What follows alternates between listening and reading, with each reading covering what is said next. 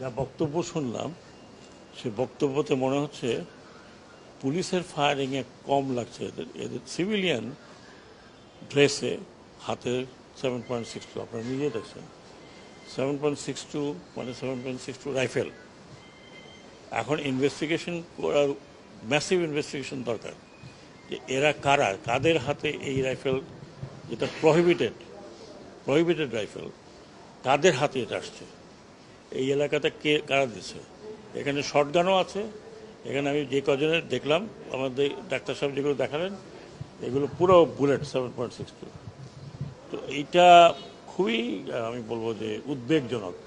এক তো পুলিশের হাতে আছে, ইউনিফর্মে তার হাতে আছে, কিন্তু সিভিল ড্রেসে কারা আনসার এলাকাতে গিয়ে, তারা বাইরেও হয় নাই, তারা কিন্তু আনসার যেটার মধ্যে তাদেরকে এরকমভাবে ফায়ার করছে। আরও নাকি এখানে তো মাত্র 7-8 জন।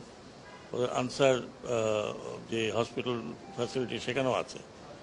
এটা খুবই মারাত্মক। মানে তার মানে হচ্ছে যে আমরা সিভিলিয়ানকে আর্ম করেছি।